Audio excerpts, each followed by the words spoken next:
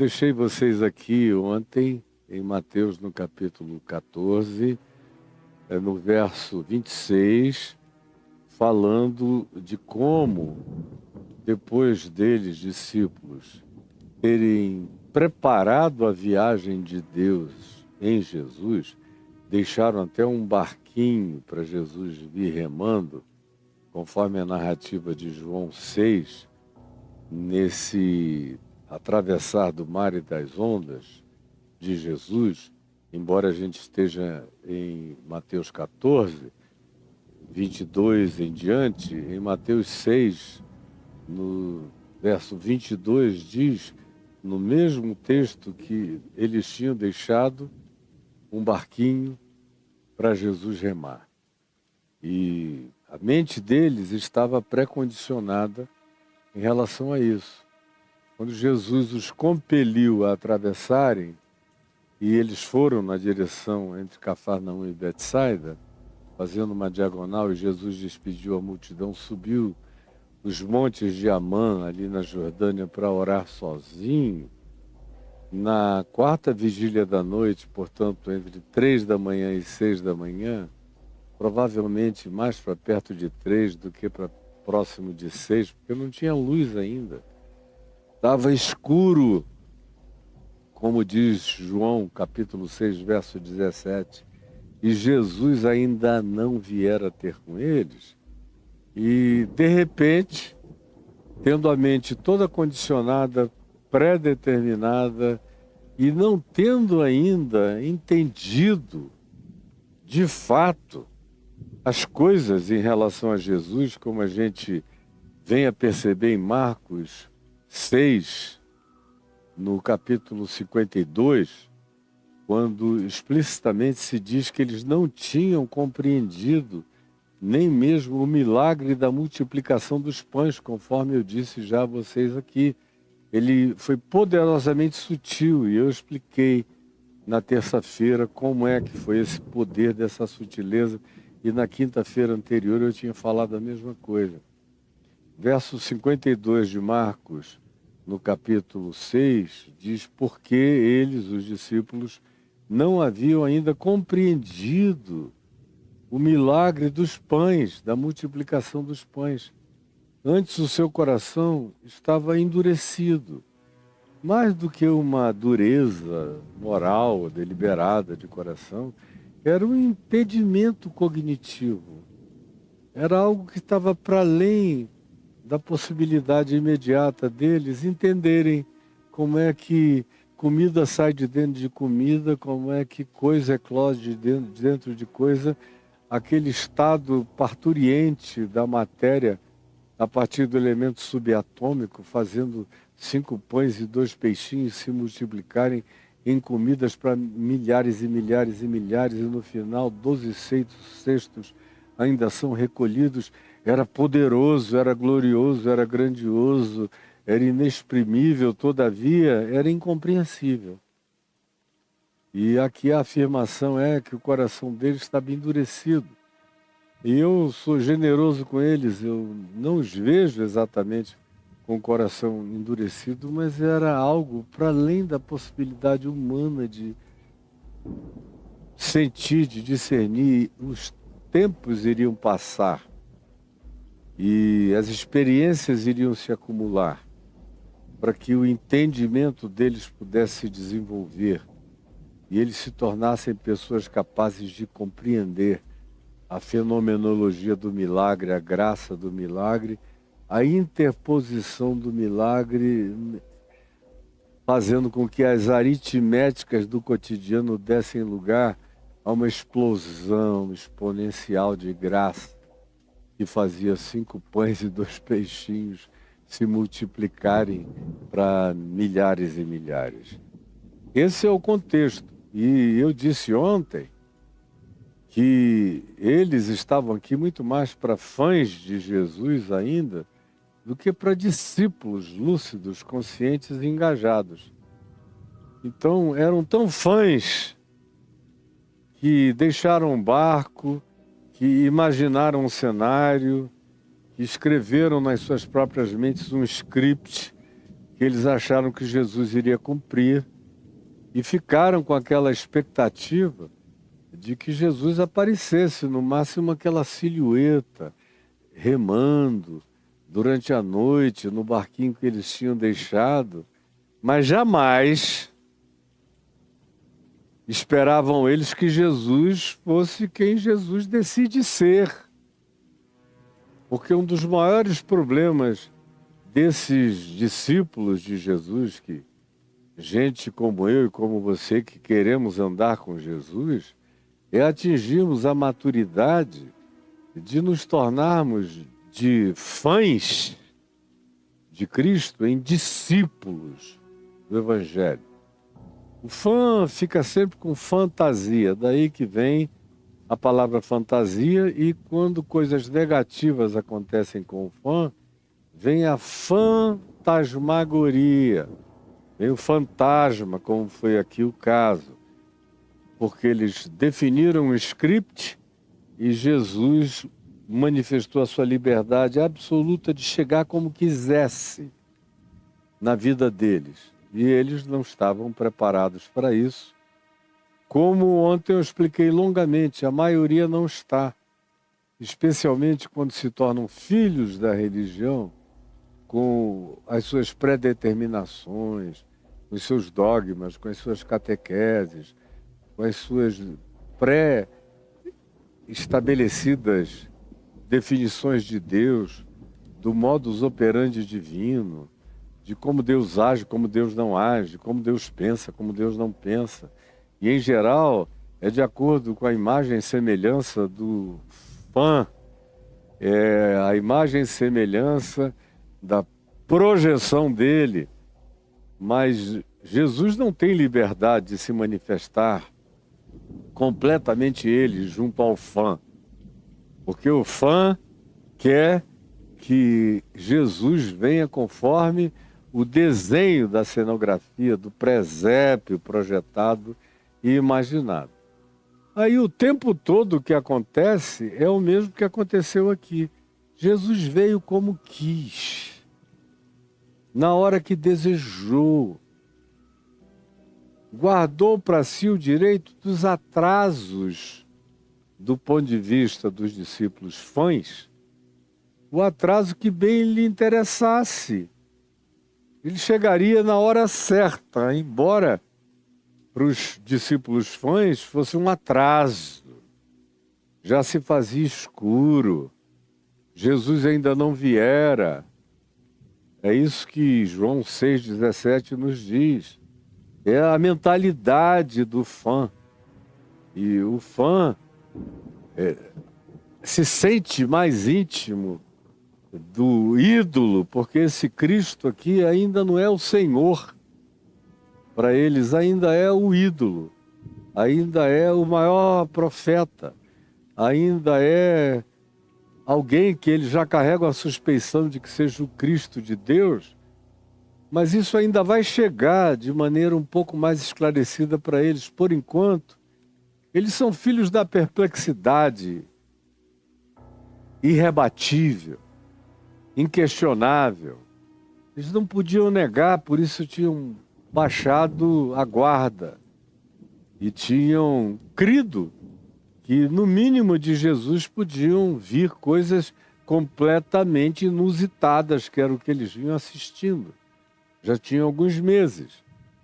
Mas a maturidade só se estabelece fazendo com que a gente deixe de ser fã de Cristo e passe a ser discípulo de Cristo em Jesus, quando a gente deixa de escrever scripts, quando a gente deixa de determinar meios, modos, caminhos, jeito de operar para Deus vir na nossa direção. Como ontem, repetidamente eu disse que a maioria de vocês pratica, porque é assim que a religião funciona.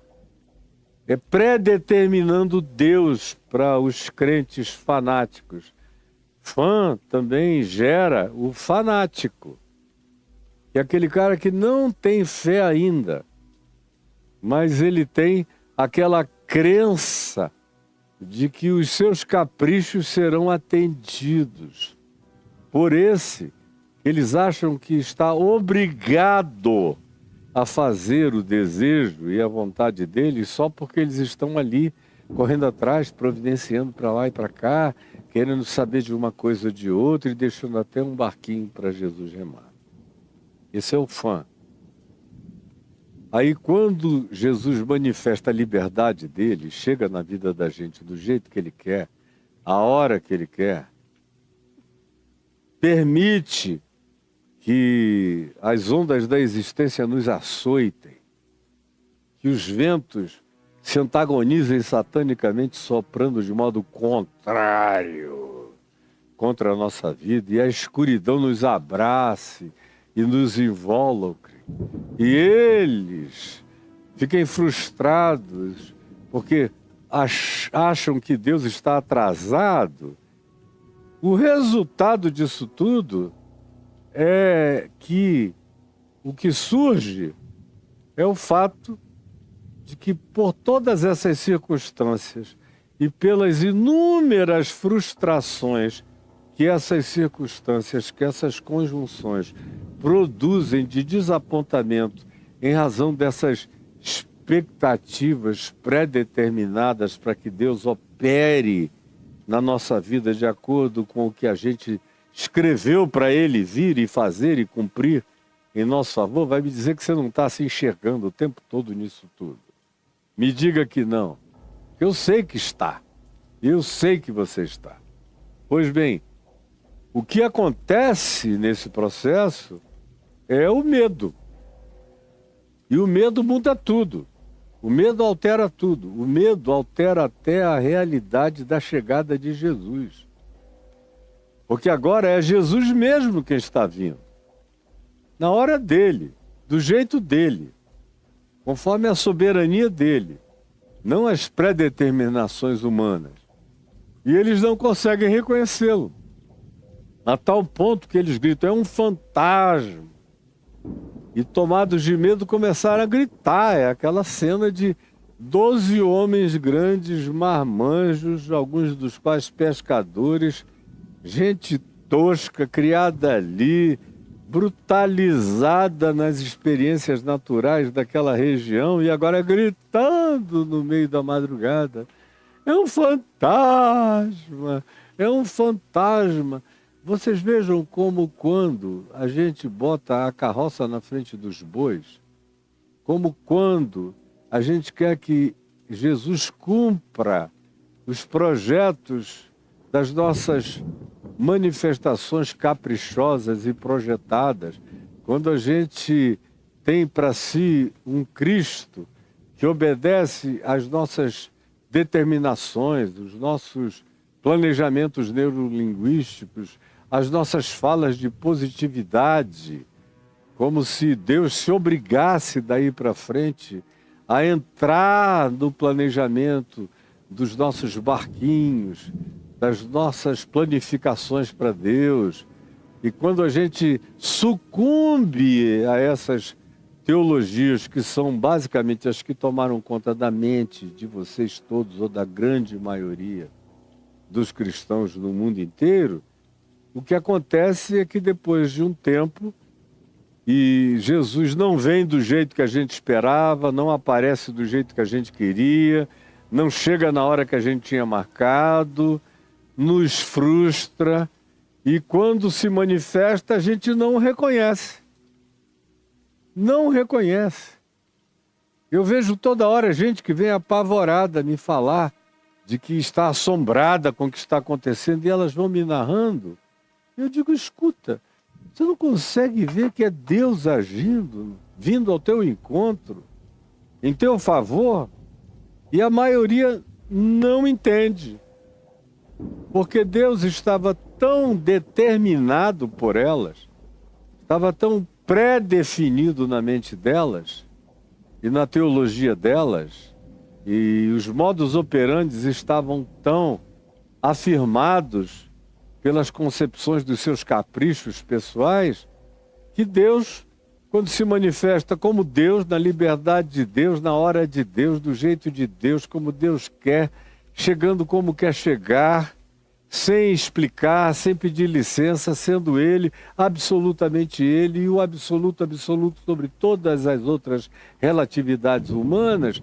Frequentemente, os que eram discípulos viram fãs apavorados e submissos ao pânico de uma fantasmagoria e confundem Jesus com uma aparição assombrosa, da qual eles querem correr.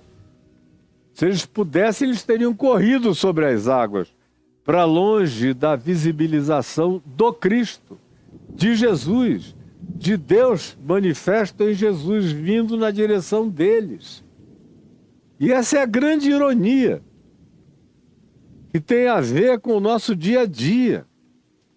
É que a mente da gente anda tão pré-concebida, tão pré-definida, tão pré-formada, tão pré-condicionada, tão submissa aos condicionamentos autoimpostos e que decorrem dos nossos caprichos infantilíssimos e infantiloides, que quando Deus se revela na hora de Deus, o indivíduo não aceita, não acolhe, não entende, não enxerga, não percebe, grita, esperneia: onde está Deus? Me abandonou, cadê Jesus? Agora, além de tudo, nem ele vem, ainda vem fantasmas nos apavorarem no meio desse mar. Não me diga que você não consegue, olhando para isso, se enxergar. Porque eu vejo esse episódio se repetindo todos os dias na vida de milhares de pessoas. Aí ontem eu concluí no verso 27, falando dessa adversativa de Jesus. Mas Jesus imediatamente. É uma adversativa carinhosa, cuidadosa, e que é explicitada como carinho na definição de que ele fez isso imediatamente. Imediatamente. Ou seja, ele se afligiu com a aflição dos tolos. Ele se compadeceu da ignorância dos fãs, que ainda não se tornaram discípulos. Por isso é que há a introdução dessa definição do imediato, dessa adversativa de socorro imediato, para que eles não ficassem com a mente tomada pelas invenções fantasmagóricas do pânico, do medo, que deu espaçamento no coração deles para o surgimento de todas as projeções antagônicas contra eles próprios. Além de tudo, está escuro, ondas açoitantes, ventos contrários, Deus atrasado, ainda tem uma aparição inexplicável nas silhuetas da noite. Aí o que era uma fé mínima que havia neles, era um arremedo de fé surgindo neles, de repente se amplia em um oceano de pânico. Toma conta do coração deles, como diz o texto, eles ficaram no meio da água aterrados, de pavor, de pânico. Mas Jesus imediatamente lhes falou. Deveria ser o bastante, não é? A voz de Jesus eles conheciam. Eles já estavam nesse convívio há quase um ano. Faltavam alguns meses, provavelmente, para completar-se o primeiro ano. Então eles tinham ouvido a voz de Jesus milhares de horas em sequência. Mas o medo cria todos os tipos de bloqueios cognitivos, de natureza espiritual, psíquica, cerebral, emocional, afetiva, blinda tudo. Cria carapaças e carcaças, solda galvaniza, cria tapadeiras impenetráveis para a luz da revelação divina. É isso que o medo produz, tanto produziu neles, quanto produz em você, produz em mim, produz em qualquer um de nós que se deixe tomar por essas impressões de pânico negativo contra a nossa vida. Mas Jesus imediatamente lhes falou, mas não foi o bastante. A palavra de Jesus não foi o bastante. A voz de Jesus não foi o bastante. O que Jesus disse a eles não foi o bastante. É trágico quando chega a esse ponto na vida em que a gente fica tão impregnado pelas nossas próprias ideias, impressões, autossugestões, compreensões que vieram não de Deus para nós, mas de nós para nós mesmos ou de outros, construindo uma escultura de um Cristo inexistente dentro da gente e fazendo com que a gente desenvolva expectações falaciosas, mentirosas, enganosas e impedidoras do reconhecimento da voz de Deus. É isso que acontece. A gente não entende mais nem a palavra de Jesus quando a gente cai nesse estado de coisas. Que você caiu. Não me diga que não, você caiu. Você ficou tantos anos aí no fã-clube de Jesus sem aprender o Evangelho de Cristo, que depois de um tempo as circunstâncias contrárias gritavam fortemente junto com o seu próprio desespero pessoal, a ausência de Deus, a não presença, o atraso divino, enfim, essas coisas tinham se assenhoreado da compreensão deles tanto quanto já tomaram conta muitas vezes da sua. E você surta panicadamente. E Jesus fala e eles não reconhecem a voz. Jesus grita e eles não entendem que é Jesus. Jesus lhes falou. E para que eles ouvissem Jesus com ondas batendo, pá, pá, pá, ventos soprando, levando o som em outra direção, no meio da noite escura, Jesus grita, mas eles não têm a capacidade mais de reconhecerem a voz de Jesus. Os elementos circunstanciais na cabeça do indivíduo que ainda não desenvolveu fé, só crenças, e não tem ainda confiança, só tem doutrinações ou impressões, que não entendeu ainda a palavra de Deus no coração, tem apenas um leve reconhecimento dos tons da voz de Jesus, mas não do significado da palavra dele em nós, contra os ventos, contra os açoites das águas, contra o sopro contrário, no meio da escuridão. Quando você aprende a andar em fé, eu vou repetir pela 7ª vez nesse período todo, você aprende com o Salmo 139 que para ele as trevas e a luz são a mesma. E você aprende que para você também será assim. Você ouve a voz dele através do profeta Isaías dizendo: eu sou o Senhor. Eu crio a luz e eu crio as trevas. Está tudo na minha mão e vocês não têm que se apavorar com nada. Porque para mim as trevas e a luz são a mesma coisa. E para aqueles que creem em mim, as coisas vão se tornando idênticas. E nada mais se interpõe entre mim e elas. É a vontade de Deus que a gente entenda isso. Aí Jesus diz: tem de bom ânimo.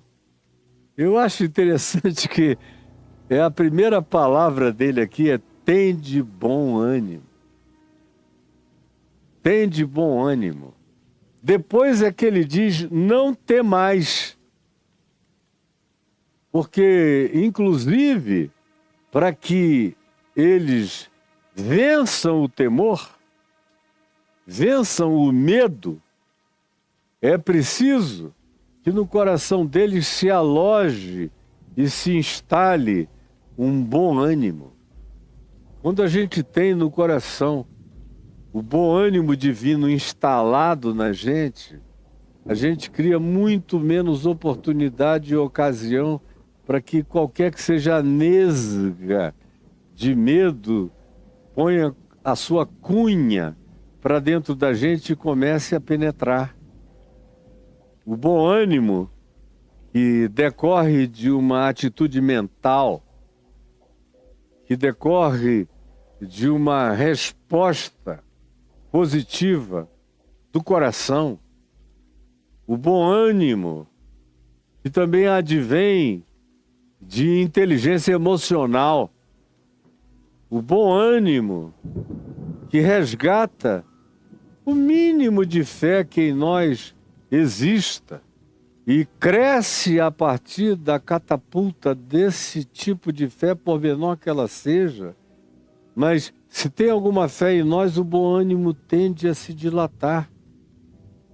Aí Jesus, antes de dizer qualquer outra coisa, disse: tende bom ânimo. Que coisa fundamental ele diz aqui. Porque até a fé precisa de um bom humor em mim, de um bom ânimos, de uma boa atitude, de uma boa propensão, de um bom olhar, de uma boa tendência interpretativa. É isso que o ânimo bom, o bom ânimos, produz na gente. É uma espécie de humor gracioso e positivo que nos leva a tentar enxergar com mais calma e nos faz interpretar com mais serenidade as ocorrências da existência. Uma pessoa que anda com bom ânimo se assusta muito menos na vida do que aquelas pessoas que existem com ânimo negativo, que interpretam tudo contra elas próprias, a priori. Parece que até Deus existe num estado de suspeição constante diante dessas pessoas. Mas a primeira coisa que Jesus diz e que Jesus faz é gritar para elas: tende bom ânimo. Vocês estão enxergando uma fantasmagoria porque o ânimo de vocês está totalmente derrotado. Se o ânimo de vocês não tivesse sido tragado pela força dos ventos, pelo açoitar das ondas, e não tivesse sido engolido pela escuridão, vocês não estariam vendo um fantasma, mas tão somente a minha aproximação. Tende bom ânimo. Sou eu. Agora você veja como esses condicionamentos, e eu tenho dito que a religião produz todas essas esculturas do ídolo Jesus na cabeça da gente, que é de acordo com a imagem e semelhança do nosso desejo, capricho e projeção, como isso impede a gente de ouvir a voz de Deus, como a gente arranca todo o bom ânimo, toda a positividade, todo o humor divino de nós. E mesmo quando Jesus diz, sou eu, sou eu, que é a manifestação mais intrínseca e íntima de Deus nas Escrituras, é dizer, eu sou. E Jesus algumas vezes diz, eu sou. Aqui ele grita para eles, sou eu, porque na urgência, na emergência do pânico, a afirmação não seria eu sou. Eles não estavam perguntando quem é ao fantasma, eles já tinham uma certeza negativa. A certeza negativa é que era um fantasma. Eles não deixaram nem o espaço para a pergunta, és tu, Senhor? Onde eventualmente ele diria, eu sou, ou sou eu. Mas ele tem que gritar no meio das circunstâncias, sou eu. Porque nem assim, nessa hora, o fã de Jesus desenvolve fé que se apropria da graça salvadora. O que continua persistindo nele é a dúvida, é o medo, é o pânico, é a fantasmagoria, é a leitura antitética da existência contra si mesmo, tudo é contra mim. Enfim, eles viviam de impressões e agora estão sucumbindo às impressões. Guarde isso no coração. Quem vive de impressões acaba sucumbindo às próprias impressões.